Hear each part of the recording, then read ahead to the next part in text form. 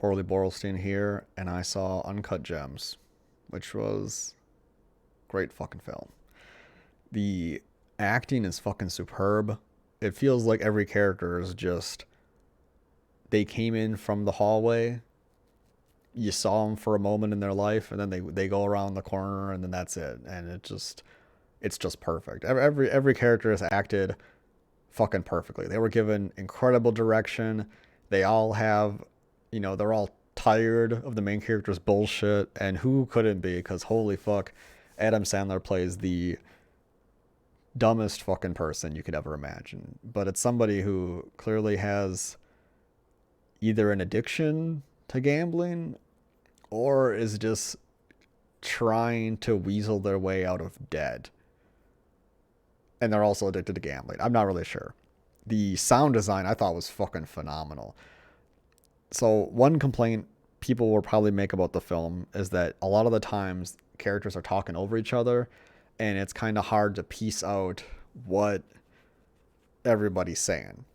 And that's fine. The film does a really fucking good job of mixing the sound so you hear what you need to hear in the scenes that are like super chaotic. And if you don't hear something, then for me, I didn't really feel like I was missing out anything when I didn't quite hear what a character was saying, because I had full faith in the editing that they were making me hear what I needed to hear. And I believe that came through flawlessly. I thought the sound editing was fucking top notch. And it needed to be in this kind of film where you have characters that are so pissed, so yelling and screaming and trying to pull bullshit over each other constantly.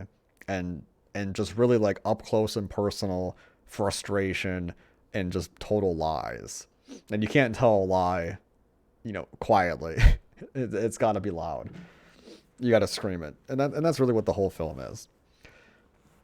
So acting's great, sound design's great. The music is strange. It's kind of like synth. It's all like, well, other than like the weekend shit, but it's mostly like synthwave shit. It's kind of like you're out in the night and you're walking through the city and you just want to like make everything else fade away as you're going down the block, and you have those synthwaves come in and you feel like you're not walking on the sidewalk anymore. You're walking in space. You're just, the stars are going past you, and that's it. Like, it's like if you were staring straight up at the sky and you were walking on the sidewalk. That's really what the music is like in the film, and it's pretty fucking great. I think the plot is hilarious, but I'm going to try to make this pretty short. So, at the beginning of the film, Adam Sandler's character is in debt to a character. We don't know who he is yet. We just see his goons. And while this is happening, these guys are coming to kind of get their money. Kevin Garnett, some basketball guy, shows up, and they're trying to get some money out of him. One of the black jeweler guys that works for Adam Sandler, he wants to sell Kevin Garnett a ring or a watch or something. He's got all these fake Rolexes. Everybody is fucking lying in this movie, except for the lone people. They don't seem to be dishonest, which is kind of funny. That the characters who are the loan sharks, or the hired muscle of the loan sharks, are the most honest people.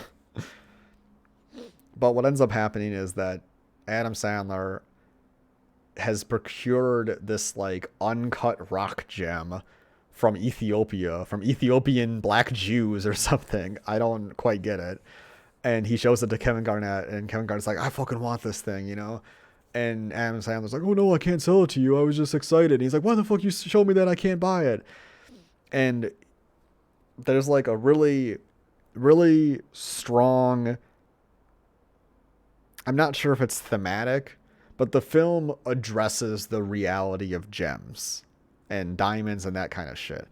As Kevin Garnett is like peering into the diamond, he's having this like personal experience of history and struggle and blood diamond gem mining and slavery, and all that kind of comes out when he gazes into the diamond, because he recognizes the struggle that had to go through to procure it, and he feels an emotional attachment to that struggle because it was done by people in Africa under conditions that were probably not the best, at the behest of fucking in the film we see is like Chinese managers. I'm not sure whatever.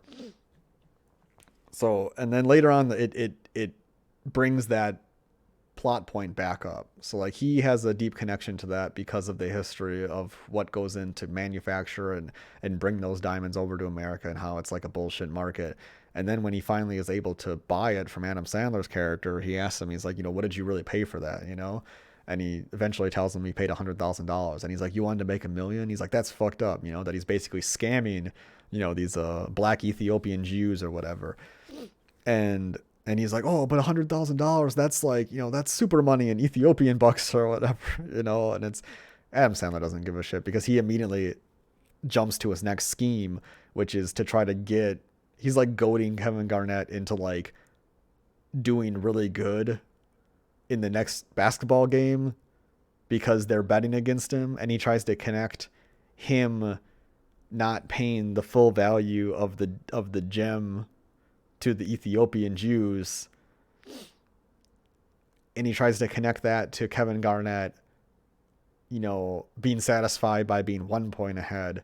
And it's like, no, you want to be all the points ahead. You want to like show them what you can really do. You want to get the biggest gain possible. And the reason he's doing that is because Adam Sandler wants to bet on the game that Kevin Garnett's going to win. And the film goes through some pretty interesting twists.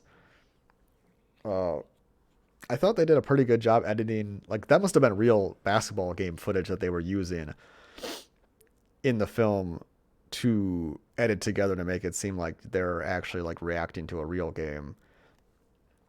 And because I didn't feel like they watched the game enough, but I preferred that they had real game footage as opposed to like recreating a game and then having the game be really tense. Instead, it's like, oh, the game's just happening and the characters are paying attention to it, kind of like a real game, and they're all like hyped up and going crazy. But I did feel like it showed too much of the character's reaction without seeing the game. Like there was one scene where it has the girl and she's just like going really happy that they scored a point. It's 25 and he's got to get 26 points. And it was like, I'm not really invested enough to see her be this happy. I want to see what they're excited about. It's kind of like the Cloverfield thing. It's like, get out of the way, show the game. I want to see the game. Don't tell me what's happening. Show me. Shut the fuck up.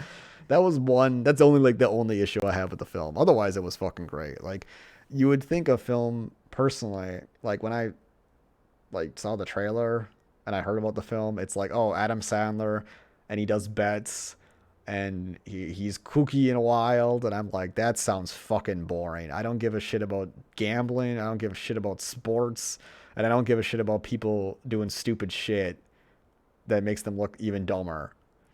But this movie is so fast paced, and it has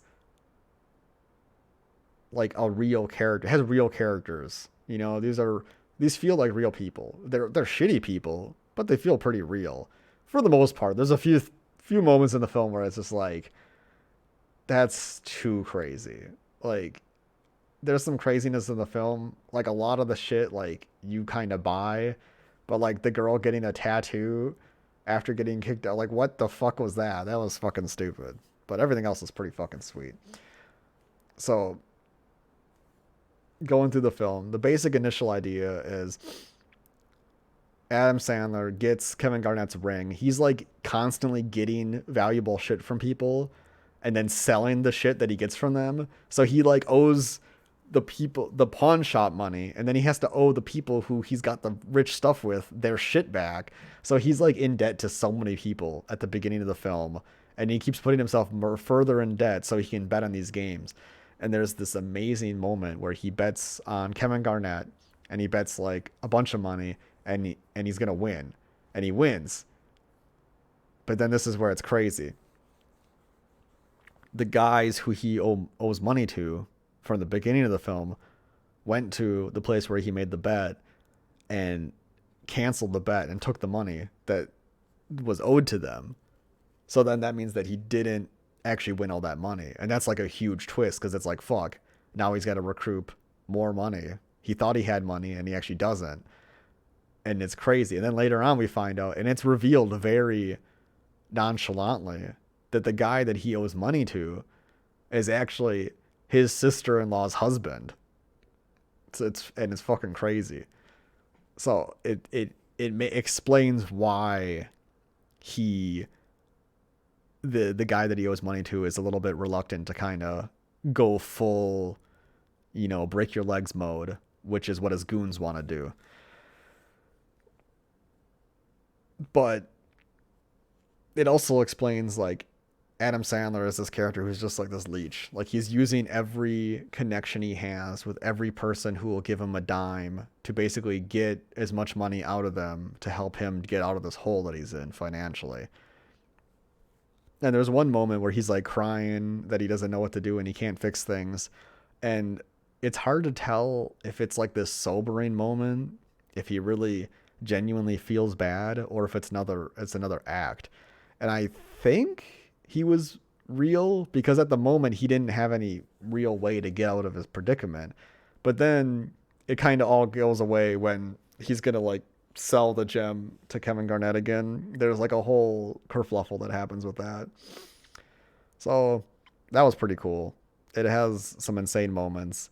I thought the ending part was I didn't really like how it was shot. I but I understood why the one guy does the thing. So the film ends exactly as I want all my movies to end, which is you just go watch the film. Don't listen to me right now. Go watch the film and okay. The body, the hired muscle for the guy he owes money is locked in this like two-way buzz you in door system that Adam Sandler's jewelry has. And he basically keeps them hostage in there and they're going to watch the sports ball game to see if he's going to like, be a millionaire or be nothing. And he wins the money. And then he's like really excited. He lets him back in the jewelry shop. And then the hired muscle guy just shoots Adam Sandler in the face. And then he kerfluffles with the guy who's Adam Sandler's sister-in-law's husband, and he shoots him, and then they're just gonna steal the money. And I think some people will probably be like, "Wow, he was gonna pay the money. Why did he shoot him?" And I think it makes a lot of sense. Sure, Adam Sandler just won, $1 million, but one, Adam Sandler doesn't have it. The girl has it. Two, the girl made the bet.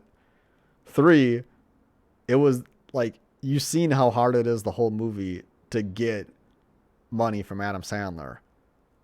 They're going to be chasing him forever. Even now that he has the money to pay, they're going to be chasing him forever to get that shit. So the guy just says, fuck it, shoots him, and then they just decide to rob the place. So it was pretty crazy. And then the film, this is a pattern. I think it only happens one other time, right? But it goes into the jewel in the beginning of the film, and you see like how it's amazing and cool looking.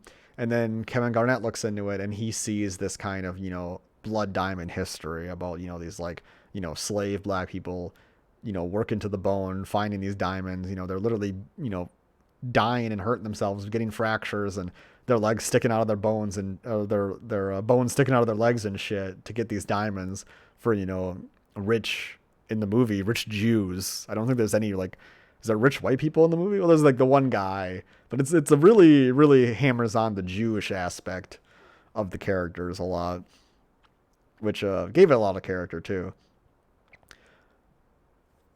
But then at the end of the film, it goes into the bullet wound in Adam Sandler's face. So it connects all those things thematically, where you go into the gem at the beginning, you go into the gem with Kevin Garnett. So first you see this kind of like just synthwave beauty inside the gem. It's all crazy. And then Kevin Garnett sees the horrible slave history. And then with Adam Sandler, it's just like, basically it goes into the blood in his face. I don't think it really showed that much. And then it just goes to like this black sky or this blackness or something like that. And I guess it's kind of telling that like for his introspection, there was nothing, right? Like, the African people, they find the gem and they see all this beauty, even though they can't ever, possessing it for them means nothing, right? It's selling it that gives it its worth, because nobody has any money there to buy it. And then Kevin Garnett sees something really deep and meaningful in it that makes sense, and he has this connection to it. But then Adam Sandler, we see inside his character, and there's like nothing, basically. he's just a shell, which makes sense. He was just literally trying to dig himself out of a hole financially that he rightfully got himself into, and then he dies, and that's great. I like, because how else would the movie end, right? He's got like a family, they're hiding out. They're probably not gonna get killed now because they already taken care of the one dude, right? But there's just so much stake in this movie that you're gonna be living in the Matrix. It's incredible, actually. Like, I wouldn't think that I would have given a shit about this movie. I thought I was gonna be totally zoned out, but it is. The sound design is fucking amazing. Camera work is fine. I didn't think it wasn't anything amazing. I think everything else was like it was just up to the acting. They didn't want the camera. The camera didn't need to get too fancy. It was all in the actors, and the actors were all great. The fucking receptionist was great. Every single character that has a speaking line in this movie is fucking great. All the tiny characters, everybody's fucking great. Every person that shows up is fucking great. It is impressive to have so many different people and remember all of them, even when they had like 5 speaking lines. Like, you remember them. This is how good this movie is. It's like 2 hour plus movie. Every character has a speaking line, even though you only see them for fucking 30 seconds. You'll fucking remember them. It's that kind of fucking good. It's really fucking good. If there's nothing else in the theater playing right now, Star Wars, fuck that shit. Boo. Uncut Gems. It's actually worth seeing. I was really lukewarm on it, but holy fuck. It doesn't make any sense to recommend the movie after I already spoiled it, but I mean, who gives a fuck? There's not really any twist in the movie anyway. If you watch the movie and you think Adam Sandler is going to win and it's going to be a happy ending, what the fuck kind of movie watcher are you? How the fuck did you not know that already? Of course he's going to die. He has to die. That's the only way that this movie ends, right? The trailer makes it look like a dumb con job, though, movie. I think the trailer doesn't do it justice because they don't have any of the parts with the good acting. They just have like the one guy where he's like Black Ethiopia Jews or whatever. And then Adam Sandler's like, this is how I win. But that scene, like in the trailer, it makes it seem like he's like a fucking boss in that scene. But in reality, he's actually completely pretending. So yeah, the trailer makes it look worse than it is. It's actually really fucking good. It's worth seeing. Okay. Yep, that's it. I'm gonna sip my water now. Thank you. Tee.